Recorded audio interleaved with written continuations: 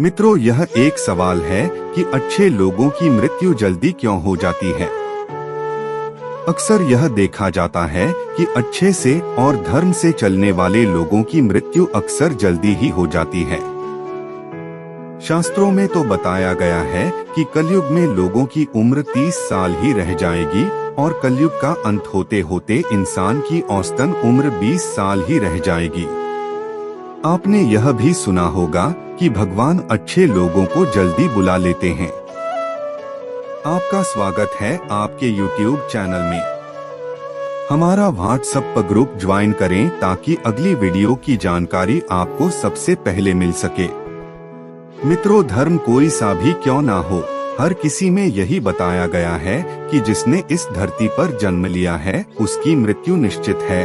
और अगर बात सनातन धर्म की करें तो इसकी एक मान्यता के अनुसार बच्चे के जन्म की छठी रात ही ब्रह्मा जी उसकी किस्मत लिख देते हैं, जिसमें उसके आने वाले कल जैसे विवाह, पढ़ाई, नौकरी, यहाँ तक कि मृत्यु की तारीख तक शामिल होती है।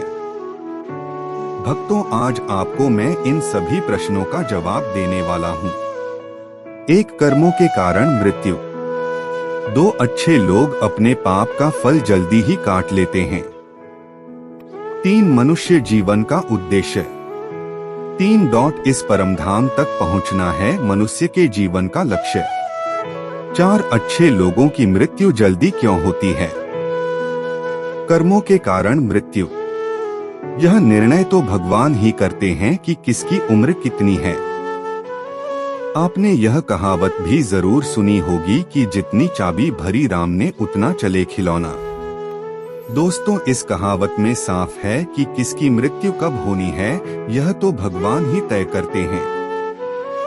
वैसे तो अच्छे लोगों की मृत्यु जल्दी हो जाने के पीछे कई कारण हैं, लेकिन पहला कारण समझने के लिए आपको यह जानना होगा कि हम जो कुछ भी इस जन्म में करते हैं उसका जवाब हमें ऊपर यमराज को देना होता है।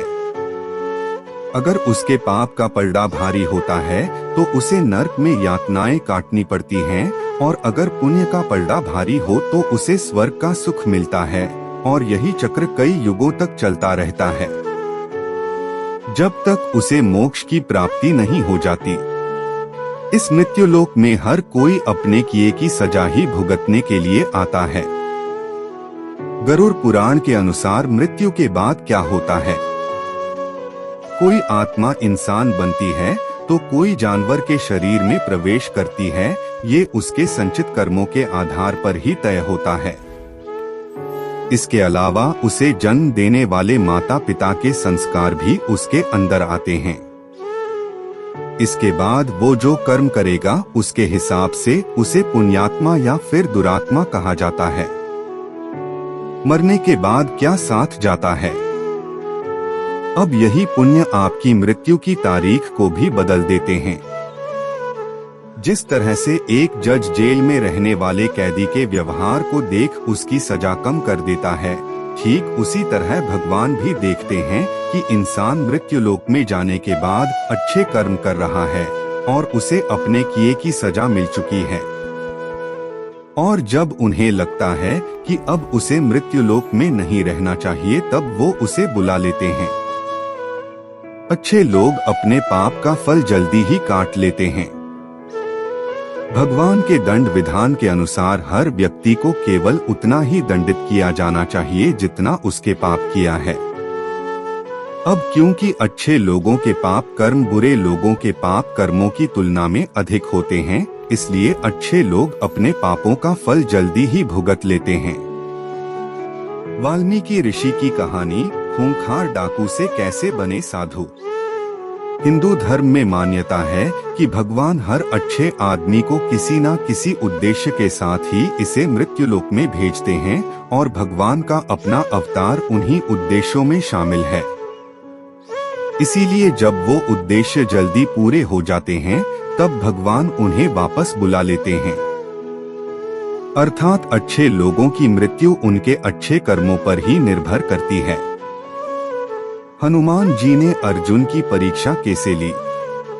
इसके अलावा आपको ये भी बता दूं कि जो लोग ये कहते हैं कि मरने के बाद इंसान खाली हाथ जाता है, उन्हें यह जान लेना चाहिए कि 3 चीजें ऐसी हैं जो मरने के बाद भी उसके साथ जाती हैं।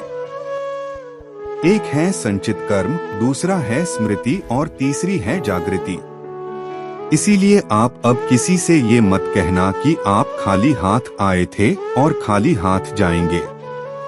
सत्यनारायण भगवान की कथा। क्या आपने कभी एकांत में यह सोचा है कि आपको यह मानव जीवन क्यों मिला है? तो दोस्तों, महाभारत में युधिष्ठिर महाराज के एक प्रश्न के उत्तर में भीष्म पितामह ने कहा था कि मनुष्य से बढ़कर कोई भी जीव नहीं है। आपको यह जानकर आश्चर्य होगा कि 84 लाख योनियों के बाद हमें मनुष्य जीवन मिलता है और संसार के सभी प्राणियों में मनुष्य ही सबसे श्रेष्ठ है। अश्वत्थामा ने सोते वक्त द्रौपदी के पुत्रों को क्यों मारा? मनुष्य जीवन का उद्देश्य। इसकी वजह है मनुष्य में सत्य एवं असत्य का विवेक कराने वाली हमारी बुद्धि का होना। लेकिन इस धरती पर हम दुनियादारी के चक्र में कुछ इस तरह फंस जाते हैं कि हमारी बुद्धि सीमित दायरे में ही सिमटकर रह जाती है।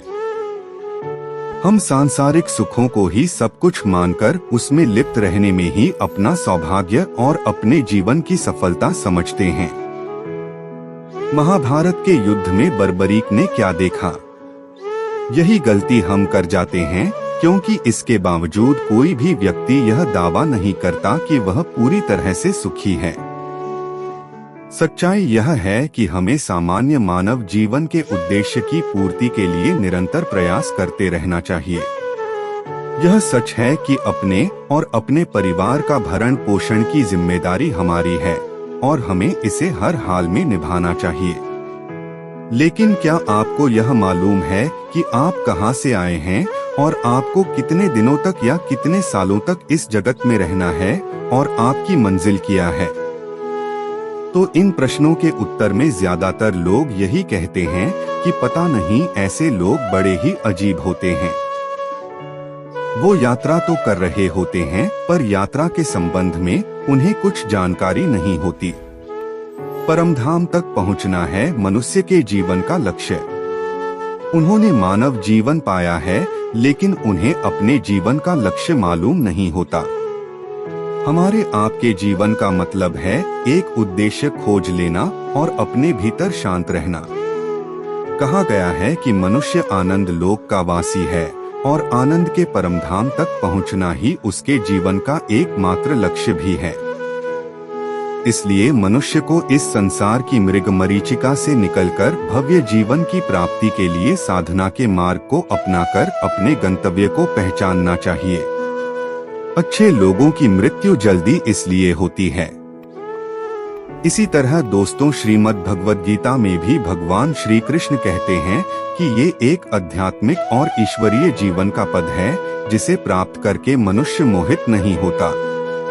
अगर कोई जीवन के अंतिम समय में भी इस तरह की स्थिति में हो तो वह भगवत धाम में प्रवेश कर जाता है।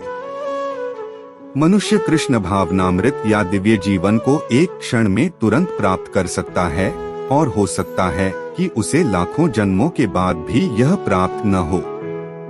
विदुर ने बताए दुष्ट लोगों के लक्षण। दोस्तों, यह तो सत्य को समझने और स्वीकार करने की बात है।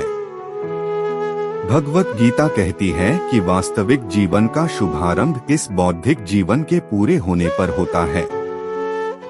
दोस्तों, इन सभी बातों से यह तो स्पष्ट होता है कि हम सभी एक निश्चित समय के लिए धरती लोक पर आते हैं और कुछ विशेष कर्मों को करने के लिए आते हैं। अच्छे लोगों के साथ बुरा क्यों होता है? जब हमारे कर्म पूरे हो जाते हैं और इस जीवन के लक्ष्य प्राप्त हो जाते हैं तो प्रभु हमें परलोक में एक सहज जगह प्रदान करते हैं। भगवान कृष्ण और अन्य कहते हैं कि वास्तविक जीवन तब शुरू होता है जब यह भौतिक जीवन समाप्त हो जाता है। मित्रों, जो लोग सदाचारी होते हैं